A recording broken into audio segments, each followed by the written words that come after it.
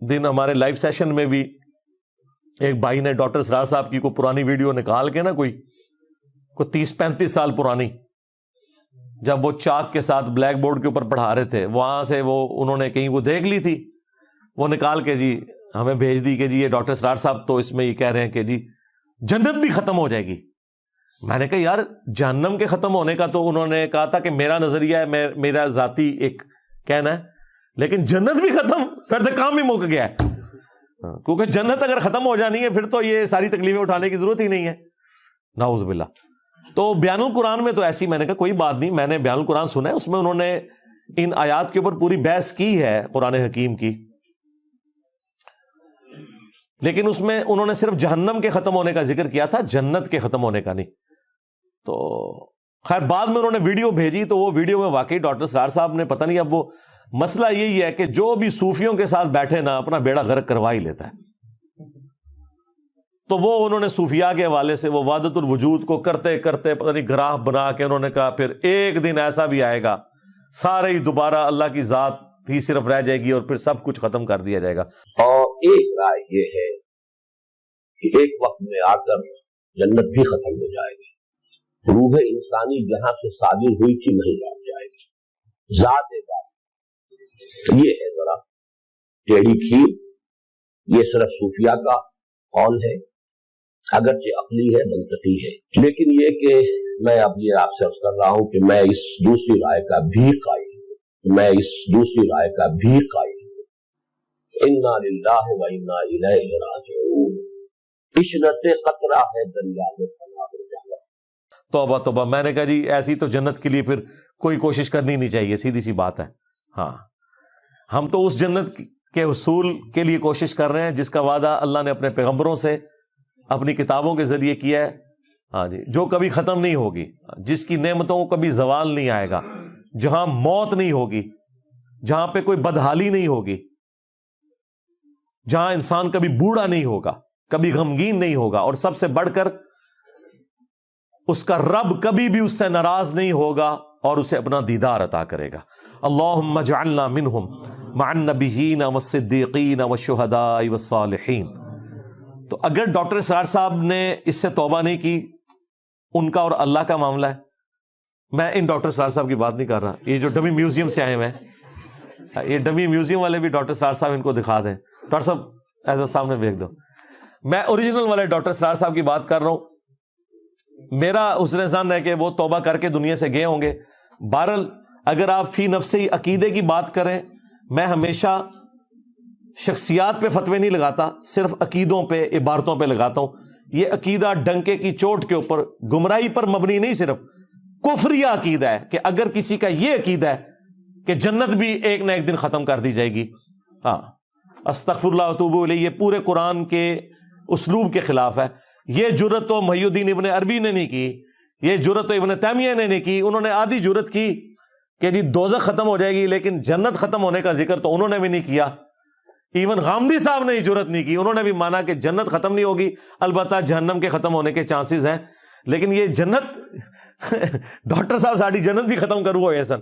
اور ڈاکٹر صاحب کا قصور نہیں ہے، جو بھی صوفیوں کے ساتھ لگے، صوفی بیڑا غرق کرواتے ہیں، کیونکہ یہ بیٹھ کے ضرب تقسیمیں لگاتے ہیں۔ ان کا جو سورس آف نالج ہے وہ قرآن و سنت نہیں ہوتا، یہ اللہ کی محبت میں بھی غلوف کرتے ہیں، یہ یاد رکھیے گا۔ صرف نبیوں کی محبت میں غلوف کرنا حرام، شرک یا کفر نہیں ہے، اللہ کی محبت میں غلوف کرنا بھی کفر ہے، کیونکہ پھر آپ اللہ کے ساتھ وہ صفات منسوب کر دیں گے جو اس کی ہے ہی نہیں ہے۔ مجھے بتائیں، جنہوں نے وحدت الوجود کا یہ نظریہ دیا، یہ پوری کائنات اللہ کے وجود کا حصہ ہے، تو کیا یہ اللہ کی نفرت میں انہوں نے کہا یا اللہ کی محبت میں؟ اللہ کی محبت میں۔ انہوں نے کہا ہم مان ہی نہیں سکتے اللہ کے سوا کوئی وجود ہے۔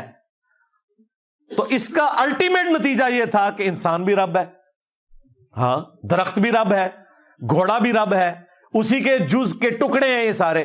یہی پینتھیزم کا عقیدہ ہندوؤں کے ہاں بھی آیا، ہماؤست، اور وحدت الوجود کی بگڑی بھی شکل یہاں پہ بھی آئی، اگرچہ بعض صوفیاء اس کی تعویل کرتے ہیں نہیں جی ہم یہ والا وحدت الوجود مراد نہیں رہتے، اور یہی ڈاکٹر اسرار صاحب سے بھی مس ہینڈلنگ ہوئی وحدت الوجود کے مسئلے میں. پھر جب میری ان سے ملاقات ہوئی 2008 میں تو انہوں نے کلیئر کٹ مجھے کہا کہ میں صوفیاء والے وحدت الوجود کو بالکل کفر شرک سمجھتا ہوں. یہ ڈاکٹر اسرار کا وحدت الوجود ہے کہ اس کائنات کا وجود ایک ہستی کی وجہ سے قائم ہے, باقی میں خالق اور مخلوق کا وہ فرق سمجھتا ہوں, ہم اس کا حصہ نہیں ہے. میں نے کہا جی بس میرا اور آپ کا تو اختلاف اب ختم ہو گیا اس معاملے میں. انہی چیزوں پہ پھر اہل حدیثوں نے بھی ڈاکٹر اسرار صاحب کے اوپر فتوے لگائے تھے. بہرحال شکر ہے مجھے تو ان کی وفات سے 2 سال پہلے جو ملاقات ہوئی انہوں نے کہا جی یہ ایسا نہیں ہے. لیکن یہ اب اتنے سالوں کے بعد ایک اور ویڈیو سامنے آئی ہے, وہ تو خیر بہت پرانی ہے ان کی ویڈیو, وہ کوئی 80s کی ویڈیو ہے. تو ہو سکتا ہے وہ ان کی اس ایج کی ہے جب وہ لرن کر رہے تھے چیزیں, اور آہستہ آہستہ جب انہوں نے سیکھ لی تو پھر انہیں پتہ چل گیا ہوگا کہ یہ بالکل فراڈ کے اوپر مبنی ہے. اس لیے آپ دیکھیں کسی بھی شخصیت کو آپ نے اتھارٹی نہیں ماننا. اتھارٹی اللہ اور اس کے محبوب صلی اللہ علیہ وآلہ وسلم کی مبارک ذات ہے. بالکل یہ ذہن میں رکھیے گا. باقی کو بڑے سے بڑا بزرگ ہو, اسکالر ہو, عالم ہو, امام ہو, مجتہد ہو, ایون کوئی صحابی بھی ہو, وہ اس کی ذاتی رائے ہو سکتی ہے کسی معاملے میں. اب یہاں پہ بھی میں کئی ایک مثالیں دے سکتا ہوں بڑوں سے بھی, لیکن فائنل اتھارٹی قرآن و سنت کو آپ نے ماننا ہے. بالکل یہ کلیئر کٹ ہے. یہ چونکہ آپ کا سوال آیا تھا لہذا میرے پہ کیفیت طاری ہوئی تو میں نے یہ سارا کا سارا اس میں بیان کر دیا کہ قرآن و سنت کے نظریے میں تو نہ جہنم نے ختم ہونا ہے نہ جنت نے ختم ہونا ہے. باقی یہ اللہ کے معاملات ہیں. جہنم یعنی دوزخ وہ اس کی وعید ہے, وہ چاہے تو ختم بھی کر دے, اس سے اس کی صفت عدل چیلنج نہیں ہوگی. لیکن اگر وہ جنت کو ختم کرتا ہے پھر صفت عدل بھی چیلنج ہو گئی, پھر اس کی وعدہ خلافی والا معاملہ بھی ہو گیا, پھر تو قرآن کتابوں کا مقدمہ یہ سارے کا سارا ختم ہو گیا. سیدھی سی بات ہے. تو ایسا عقیدہ تو بالکل رکھنا کفر کے اوپر مبنی ہے. گمراہی نہیں ہے یہ جناب, کفر کے اوپر مبنی ہے. یہ ذہن میں رکھیے گا. گمراہی بہت چھوٹا ورڈ ہے, ایٹ لیسٹ کفر ہے اور قرآن کے خلاف ہے. باقی یہ جو بعض لوگ سوال پوچھتے ہیں کہ یہ کیسے ہو سکتا ہے کہ 60 سال کے شرک کی سزا ہمیشہ کی جہنم ہو. جی ہونا چاہیے. یہ 60 سال کے عوض نہیں ہے سزا, اس جرم کی انٹینسٹی کے عوض ہے. شرک اتنا بڑا جرم ہے کہ اگر بغیر توبہ کیے بندہ مر جائے اور وہ جرم اس نے ایک دن کے لیے بھی کیا ہے, اس کی سزا ہمیشہ کی جہنم ہی بنتی ہے, کیونکہ جرم بہت بڑا ہے. باقی یہ جو ہم سوچتے ہیں نا کہ کہیں ظلم تو نہیں لازم آ رہا, اللہ کی صفت عدل تو چیلنج نہیں ہو رہی, یہ اللہ کو پتا ہے کہ اس شخص کو اللہ نے کیا حالات و واقعات دیے تھے اور وہ مکاری کرتا رہا, اس نے حق قبول نہیں کیا. یہ ذہن میں رکھیے گا. بعض اوقات لوگ کہہ رہے ہوتے ہیں اتنے بڑے بڑے علماء نے سمجھ نہیں, اور سمجھ آ رہی ہوتی ہے. کتنے پولیٹیشنز ہیں جب اپنی جماعتیں چھوڑتے ہیں تو بعد میں بالکل 180 ڈگری باتیں کر رہے ہوتے ہیں, اس کا مطلب ہے انہیں سمجھ آ رہی ہوتی ہے. آج دیکھیں وہ سارے صحافی جو اس زمانے میں یہ کہا کرتے تھے کہ جی اس زمانے میں 2018 میں ہم لوگ الیکشن جیت کے آئے ہیں, آج وہ بھی مان رہے ہیں نہیں جی اس وقت اسٹیبلشمنٹ نے ہمیں جتایا تھا, اب اسٹیبلشمنٹ دوسری پارٹی کو جتا رہی ہے. لو جی اجماع امت ہو گیا جی, ہو گیا نا. اس وقت نہیں تھے مانتے, مان گئے نا اب. تو وقت کے ساتھ انسان مان جاتا ہے ان چیزوں کو. تو اس کا مطلب ہے اس وقت بھی انہیں سمجھ تھی کہ یہ کیا ہو رہا ہے, جان بوجھ کے مکرے بنے ہوئے تھے. چلیں یہ تو دنیا کا معاملہ ہے. آخرت کے بارے میں جو کوئی مکرا بن گیا اور آپ کو بڑا ترس آ رہا ہے کہ اس بیچارے کو سمجھ نہیں ہے اس لیے یہ کر رہا ہے, وہ اللہ کو پتا ہے یہ مکرا بنا ہوا ہے, سمجھ آ رہی ہے. یہ آپ نے حساب نہیں لینا, اللہ نے لینا ہے. اور یہ اللہ تعالیٰ کا وعدہ ہے کہ انسان کو اس وقت تک موت نہیں دے گا جب تک کہ حق اسے دکھا نہ دے. ذہن میں رکھیے گا, یہ اللہ نے اپنے ذمہ کرم پہ لیا ہے.